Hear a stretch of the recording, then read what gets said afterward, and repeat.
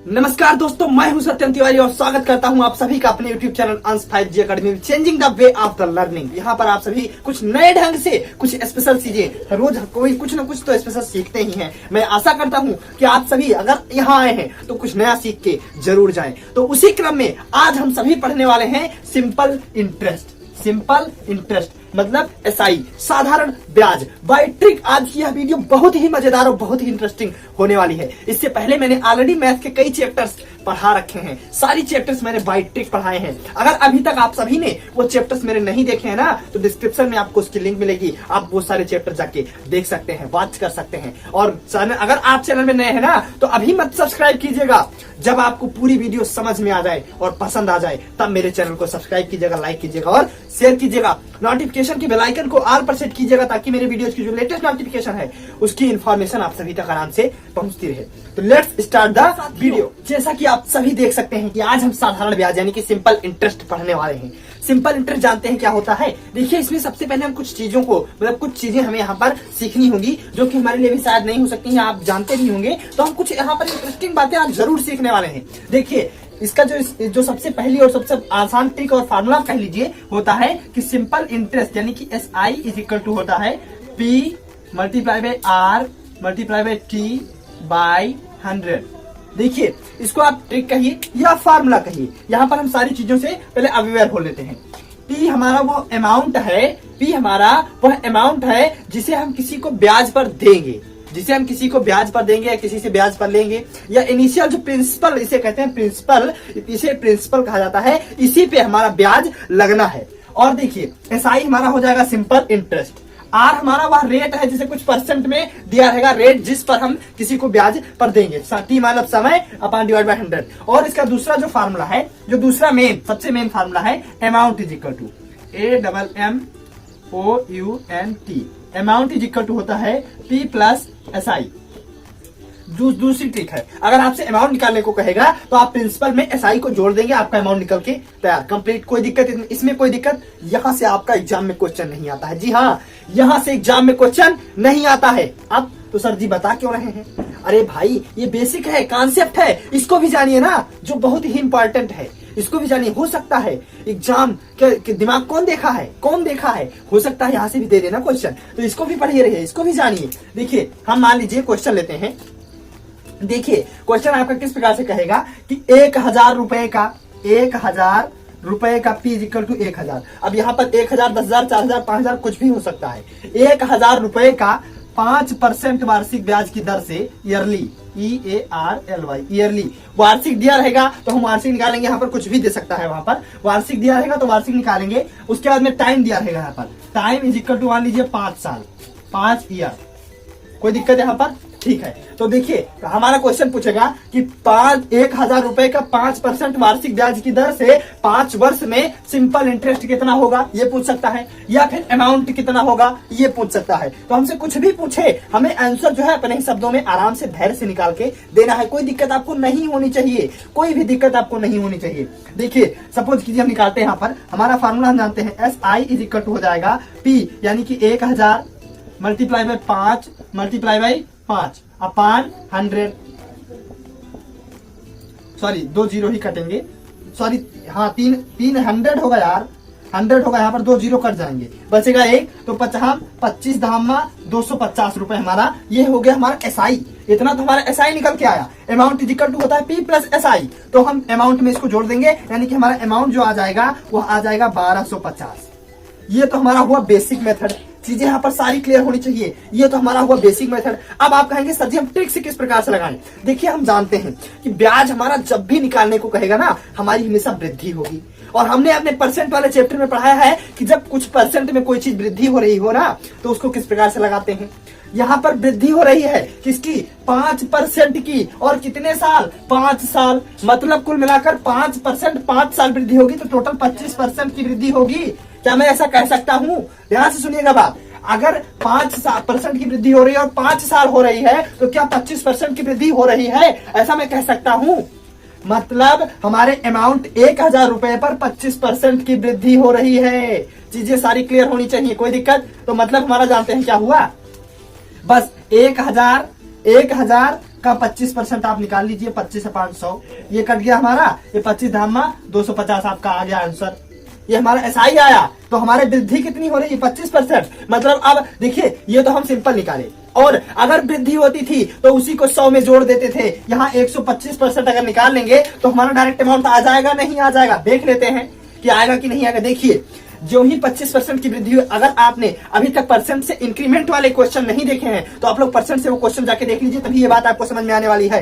ये ट्रिक है भाई, शॉर्टकट में इसको कीजिए, इतना लंबा प्रोसेस नहीं करेंगे हम। देखिए, जब हमारी 5% ईयरली वृद्धि हो रही, 5 ईयर हुई तो 25% हो गई, सिंपल। उसके बाद में देखिए, अगर 25% की वृद्धि हुई तो 125 हो गया, नहीं हुआ? 125 बाई 100, तो हम डायरेक्ट इसको निकालेंगे तो 125 धामा 1250 हमारा डायरेक्ट अमाउंट यहाँ से आ गया, नहीं आ गया?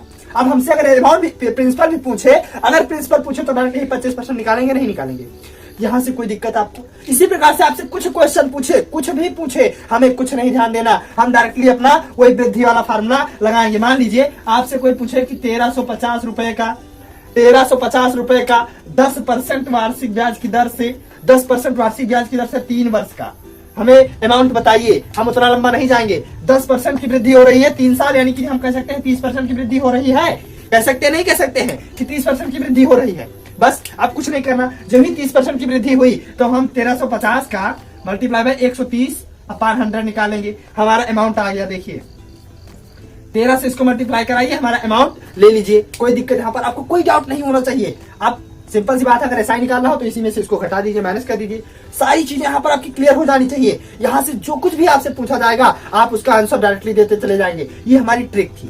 ट्रिक समझ में आई? आशा करता हूँ ये बातें समझ में आ गई होंगी। इसी में कुछ भी आपसे पूछे यार, कुछ भी मान लीजिए कि अगर आपसे क्वेश्चन दे दे, अभी वो गुना वाला भी करेंगे कि कितने समय में, मान लीजिए आपसे टाइम पूछ रहे कि कितने समय में 1000 रुपए जो है, 1000 रुपए हमारा बन जाएगा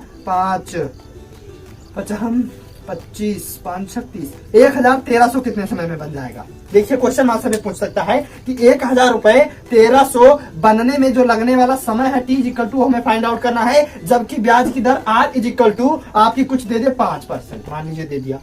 अब मैं टी फाइंड आउट करने को कह रहा है, कोई दिक्कत नहीं है, हम कर लेंगे। हम जानते हैं, मान लीजिए टी हमारा x हो गया, हम 2 मेथड से इसको करेंगे। मान लीजिए टी x हो गया तो वृद्धि कितने की हो रही है? 5x% की। कोई दिक्कत? 5x% की। और जो ही 5x% की वृद्धि हुई तो ही हम जान गए कि हमारी 105x की वृद्धि हो रही है। 105x अपॉन 100 किसमें? 1000 में। चीजें क्लियर है? सारी चीजें क्लियर हैं? देखिए, हम जानते हैं कि हमारी कितनी वृद्धि हो रही है। देखिए, 1000 रुपए में 5x की वृद्धि हुई तो 105 हो गया, एक वृद्धि हुई ना, तो 105x अपॉन 100। चीजें क्लियर? इक्वल टू हमारा ये आता क्या था? अमाउंट आता था। अमाउंट कितना है? 1300। चीजें क्लियर? 2 0 2 0 गया काम से। सारी बातें क्लियर यहाँ पर? 1 0 से 1 0 यहाँ भी गया काम से। अब बचा कितना? 105x बटे 10, तो ये हो गया 105x इक्वल टू 130। सारी बातें क्लियर? 105x equal to 130। बस इसको इधर ले जाएंगे, डिवाइड कर देंगे, हमारी x की वैल्यू यहाँ पर आ जाएगी। एक मेथड ये हुआ। दूसरा मेथड, हम अमाउंट जानते हैं अपना, अमाउंट से हम एसआई निकाल लेंगे। एसआई हमारा आ जाएगा 300, क्योंकि हम देखिए अमाउंट में रखेंगे 1300, प्रिंसिपल में रखेंगे 1000, एसआई की फाइंड करना इधर इधर देंगे, एसआई हमारा 300 आ जाएगा। फार्मूला अपना क्या है? एसआई इक्वल टू हो जाएगा पी, यानी कि 1000 multiply by R, 5 multiply by T upon 100। 2 0 2 0 गया काम से, इधर इसको इधर भेज दीजिए तो 5 इधर आ जाएगा, तो ये जो जितना ऊपर है नीचे आ जाएगा। टी इक्वल टू 300 बटे 10 मल्टीप्लाई बाय 5, 10 से 0 6 6 5 30, टी इक्वल टू हमारा 6 आ गया आराम से। कोई दिक्कत यहाँ पर आप लोगों को?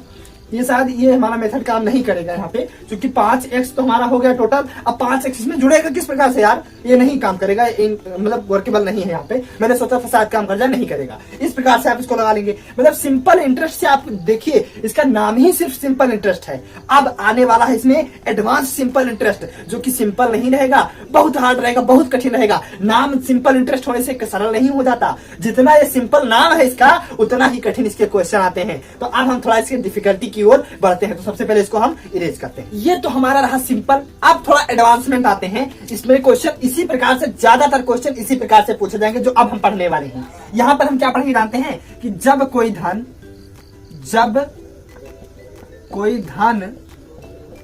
n गुना हो जाए, n गुना हो गया हो, तब हम क्या करेंगे, देखिए जैसे कहे क्वेश्चन किस प्रकार से पूछेगा कि कोई धन इतने समय में इतने % ब्याज दर की दर से इतना गुना हो गया है स्वयं का, तो हम इसमें किस प्रकार से उसका सोल्यूशन करेंगे यहाँ पर देखते हैं। देखिए जब प्रिंसिपल ही तो n गुना होगा वही बनेगा हमारा अमाउंट, तो बनेगा क्या, प्रिंसिपल n गुना हो गया, बन गया अमाउंट, तो हमारा बन गया MP, प्रिंसिपल हो गया n गुना, बन गया अमाउंट, और principal MP equal to principal plus principal ही तो पर ही तो ब्याज रखता है, तो ऐसा ही हमारा कितना आता है, P मल्टीप्लाई बाई RT/100।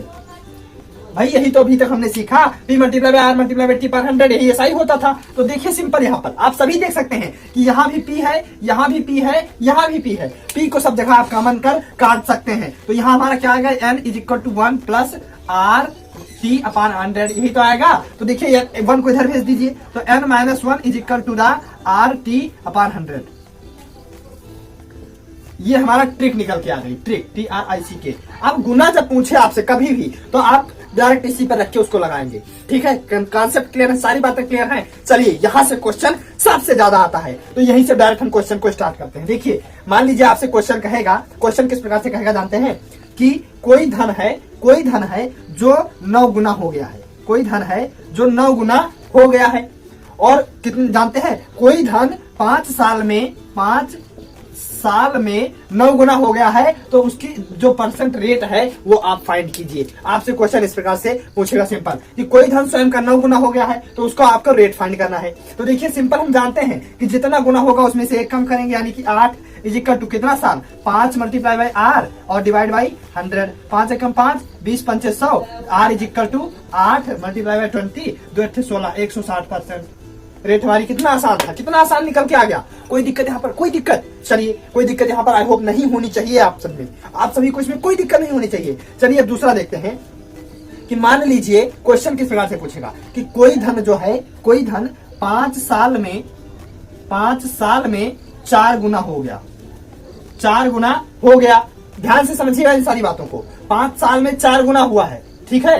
तो अगला पूछेगा कि तो उतने ही % ब्याज की दर से, क्वेश्चन पूछेगा कि मान लीजिए कोई धन जो है 5 साल में 4 गुना हुआ, उतने ही % ब्याज दर से वह जो है 7 साल में कितना गुना हो जाएगा। ऐसे क्वेश्चन बहुत पूछा जाता है, ऐसे क्वेश्चन भी यहाँ पर पूछा जाएगा। मतलब मैं क्वेश्चन के टाइप यहाँ पर आप सभी को बता सकता हूँ, सारे क्वेश्चन में कितने क्वेश्चन सॉल्व करवाऊंगा, तो ऐसे क्वेश्चन पूछा जाएगा। पहला वाला आप इसमें रखिए, तो पहला वाला जब रखेंगे तो 5 साल में 4 गुना मतलब 3 is equal to the 5R/100, ये तो हो गया। अब दूसरी बात देखिए यहाँ पर, दूसरी सबसे खतरनाक बात, 7 साल में भी कितना गुना होगा, तो 7 साल में कितना गुना हमें पता नहीं है, तो X-1 लगाएंगे यहाँ पर, X-1 is equal to the कितने, 7 साल में, तो 7R/100, तो दोनों को हम कर देंगे डिवाइड, और जो ही डिवाइड किया 100 काम से गया, ठीक है, कोई दिक्कत, R भी कट गया, यहाँ से कोई दिक्कत, बस ठीक है, कुछ नहीं बचा।